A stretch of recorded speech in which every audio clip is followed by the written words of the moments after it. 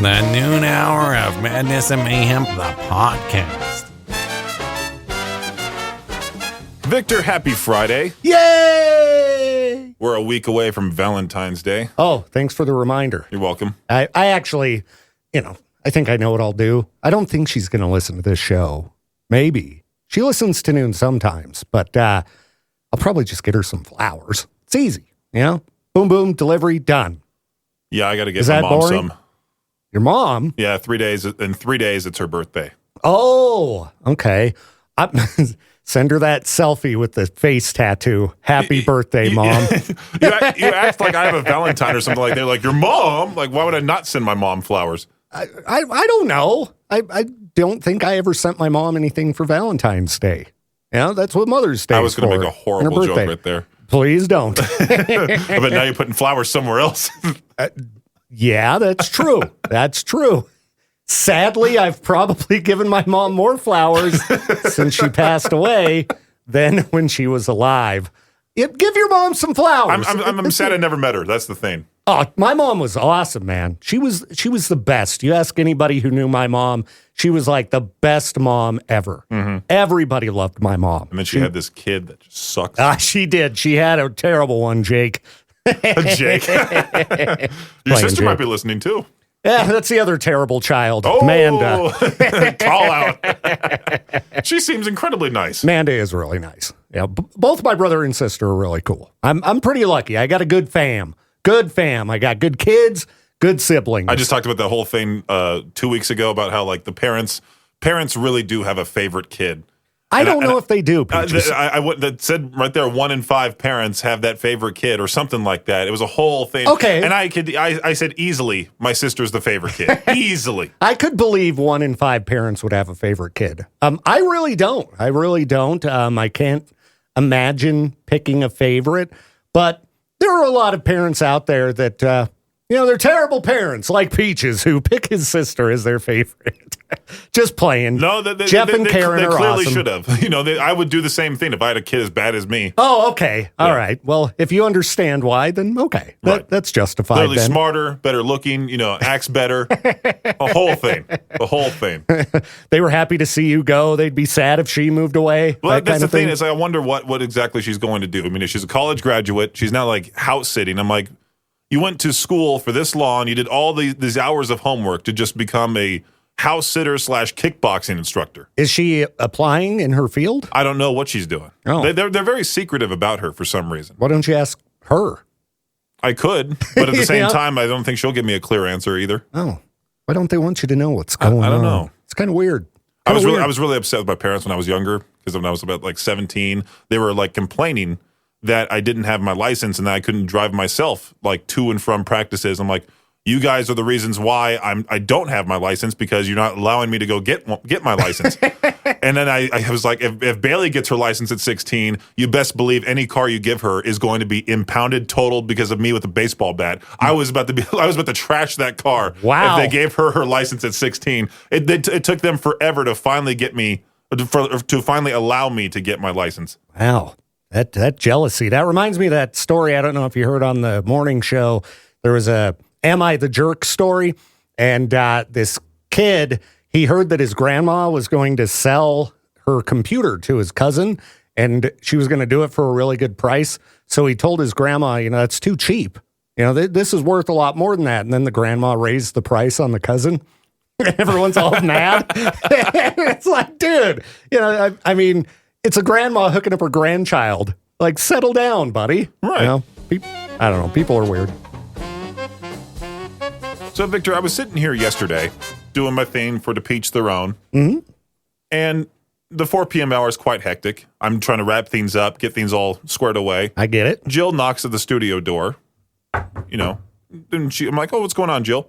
She's like, somebody called the front desk to say, why does KBEAR keep playing these, I don't know what songs she was talking about. I was so focused on what I was trying to get done. Yeah. But apparently listeners are now calling the front desk instead of calling us to talk about the playlist. Yeah.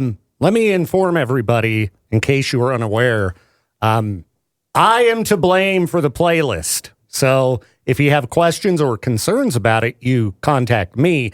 Jill at the front desk has no idea how anything goes with the playlist. She knows what we play, but... And I'm like the second best. I'm like, I'll leave a Post-it note for you just in case, like, you know, you're not around. Someone wants to call in at like 4:30. But yeah, I mean, if you have any questions, complaints, concerns, call me and Peaches. We're glad to talk about it, and we can actually address the issue. Or if we're not here in the studio, you can always just message us on social media, email us directly, that type of thing. Yeah, it was just silly because Jill's like getting calls about the playlist, and she's, you know, doing her thing at the front, trying to tidy things busy. up. She's extremely busy. Yeah, Thursday is one of her busiest afternoons. So, just hit us up. I mean, we get those kind of calls often enough, and I love it when people call and complain. I like to chat it out with people and explain how things work. And we're not going to like roast you on the air at all. We're just going to talk about it, but it's not going to be like, that's what I think the listeners are afraid of. They're afraid we're going to do something to like play it more so, I think, or I don't know. I mean, if you look at how we interact with people, we're always nice. Like even yesterday, a coworker was like, "Well, Victor, getting a little bit political in the comment section on Facebook, huh?" And I was like, "Well, yeah." I'm like, "But I didn't attack anybody." And they're like, "Well, yeah, I know." I'm like, well, "That's how discussion should work." Definitely. Nothing wrong with a discussion, you know, and I wouldn't attack people even if I think they're complete lunatics. You know, I would still try to engage in a normal conversation because that's the best way to resolve an issue or at least reach an understanding. You know? No, when Victor argues with me, he calls me the idiot. That's right. You big moron. Jeez, leave me alone. I've had it with your crap, Peaches. The noon hour of Madness and Mayhem. I am Peaches. I am Victor Wilt, and I am fog-brained, Peaches. So when you walked in today, you saw what I did in the studio to welcome Lieutenant Crane. I posted a video of it on Instagram with the police lights in the studio. Now, I discovered in the last year that my old man brain has decided it doesn't like flashing lights and strobe lights. So I'm definitely feeling it after that little bit of time in the studio. But it could also be because last night at my house, I was dialing in some lights in my living room and getting them all synced up to music. Check this video out here. And so last night, this is what I sat and punished myself with in my living room. I'm a glutton for punishment. Look at what my living room can be like now. I'm sure the cats are going wild. Dude, Lucy went completely insane. I was bumping at like Eminem and stuff at extremely high volume. And it's wild and up in there. Your poor neighbors. Yeah. So I love flashing lights. I feel like a 12-year-old, you know, as I continue to go about decorating my home. Like, there's no need to have that kind of lighting in your living room. I'm trying to, like, make mine more mature. We're going opposite directions. Yeah. I'm getting rid of all the kiddie stuff. And not kiddie, but, like, kid stuff. And, I don't know, there's a bunch of stuff that I have. Like, my parents have got me this Easter basket, like, a few years ago. And they put in, like, this, like, plastic basketball hoop. And it's at the bottom of my movie storage. I'm like, do I really want this sitting here? And it's holding all the baseballs I've thrown out for Chuckers games. Okay. And I'm like, do I really want these baseballs, too? Like, they're not worth all that much, are they? I don't know. I mean, maybe if down the road one of those players ended up becoming a big star.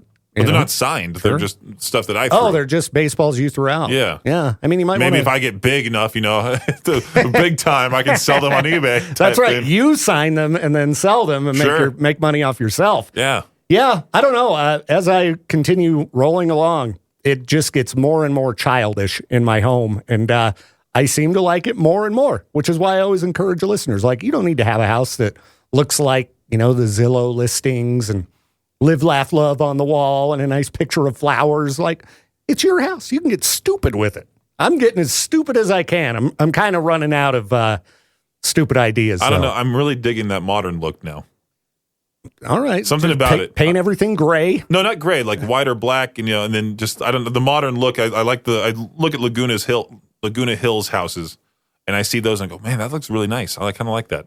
Yeah, I mean, I can appreciate the fancy coastal homes and things like that. But like if I was going to build a home, it would be a weird house for sure. And I'd like lots of the intricate woodwork like you see in the old Victorian homes and things like that. We've talked about this before. Weird wallpaper. See, wallpaper's a thing of the past. Get rid of that entirely. Dude, I every time, well, not every time, but a lot of times on Zillow Gotten Wild, I love those houses that they're like, look at this. What is wrong with these people? Think the absolute worst, the dumbest thing is the exposed brick. For some reason, that's like glorified. Yeah, I'm not huge into exposed brick either. Gesundheit. Thank you. You're welcome, Peaches. What I don't like is exposed like rock, or when they build a house around like a tree or something, and you've got the tree in the house. Middle of the house. Yeah, anything. I don't know. It just seems like you're letting bugs in. You know, like I have 0 plants in my house, no plants anywhere, because they always get bugs, you know? And I don't like bugs in my home. So no plants. I think Zed, the DJ, there's a YouTube channel I follow called Architectural Digest. It's a tough word to say, architectural. Architectural. And so they explore celebrity homes. The celebrities will show them what exactly is in there. And me and my friend Cryle will sit there and just roast the entire house, because some of them are just downright dumb. Yeah. You can tell these celebrities are a little wonky. That might be a good idea for some online streaming. If I go live on TikTok, check out celebrity homes or weird homes. Oh, I would love to join you on that. It'd be fun. Yeah, see if I see what I think about some of them, because I guarantee my taste is way different than the average person's. The weirder, the better. You know? David Harbour had a weird apartment in New York or something like that, and you can tell he's definitely not like the character he plays in Stranger Things at all. Yeah. Or Heck Boy, you know. Heck Boy. he's just a hippie type of guy. Yeah, like you've seen Bam Margera's house, right? Yeah. Like to me, that's cool. You know, I dig it.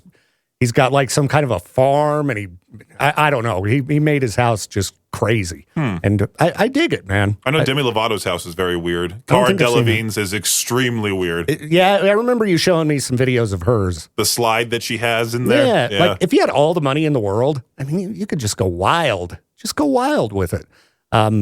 Yeah, I mean, when I was house shopping, I went for the most different house I could find.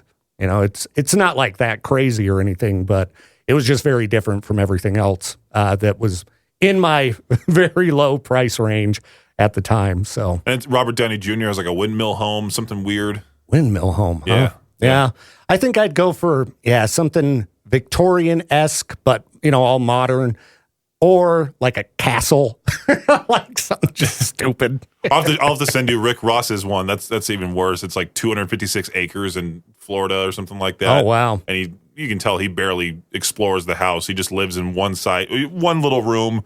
Probably does meetings in another, and that's about it. Well, yeah, you don't really need a gigantic house. Like even my house, my basement. I don't go in it super often unless I have people over or something like that. Did I send you that article about Bill Gates? About how he's downsizing his house because he doesn't want the mansion that he has anymore, and it has 28 bathrooms or something like that. Yeah, that's just unnecessary. Why would one nerd need 28 bathrooms? He's divorced. Yeah. He's probably living by himself. His kids are all grown up. Yeah, I don't know. Some people, you would get lonely, I would think, in a house that big and empty. Like you've been in this building when there's nobody here. Oh, yeah. It's weird. He probably has cleaning staff. I know that for a fact. I shouldn't say probably. He probably has a chef, cleaning staff. So there's probably people around. A waiter, not a waiter, a butler type guy, maybe an assistant. Yeah, but even my house, if I didn't have kids that come visit or family that comes and stays, I'd probably downsize because I don't really need the basement level. I use all the rest. The main floor and the top floor. My apartment becomes too expensive. I might need to take over the basement. Well, yeah, if I ever need a roommate, I'll charge a premium. I'll pay you money to get out of the crappy apartment I'm currently in.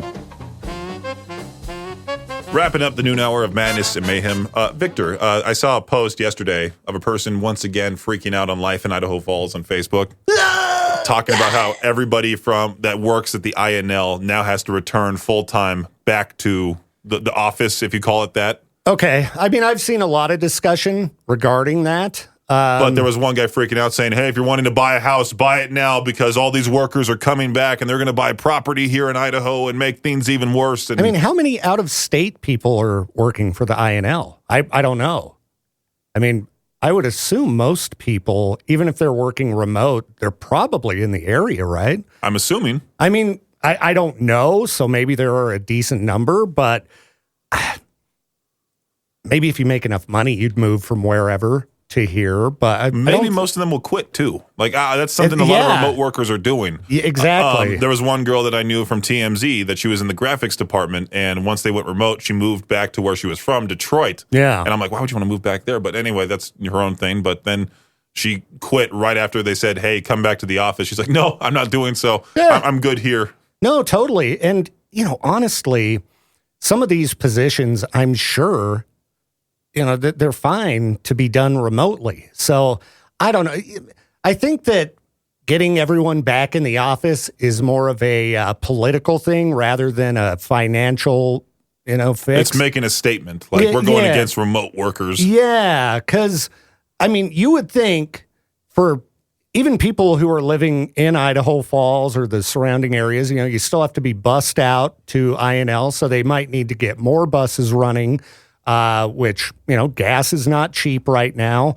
So I think it says here that the directive impacts 2,350 current virtual and hybrid employees, according to an INL spokeswoman. This is from East Idaho News. Yeah, but it doesn't say how many actually live out of the region. In right? total, INL has 6,400 employees, and they all have to work on site. I mean, the thing is that we were already growing to begin with. There's tons of people moving here. There's apartment buildings literally everywhere now. Oh, yeah. They're going to be moving into those places that are like $2,000 a month. Yeah, and there's so much housing going up. I mean, we don't have a housing shortage here, I would say, just based on looking on Zillow.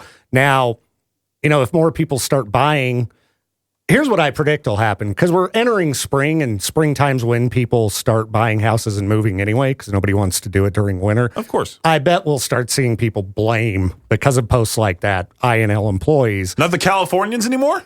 It'll probably be the Californians who, were working remotely. I mean, I've been here now 4 years, and magically I'm still one of the newer people in the area. Yeah. And I'm in an apartment. I'm not buying a house. Yeah. I'm not taking up the housing market. Well, and I'm in one of the cruddy apartments in the quote-unquote ghetto side of town. That's right. Peaches in the ghetto. So I'm really not, a part of the problem here. No, and I mean, honestly, you can't even blame the out-of-staters. People are buying and selling homes here. And if I was going to sell my house, if somebody offered me a ton of money for it, why wouldn't you take it? Well, where would you go after that?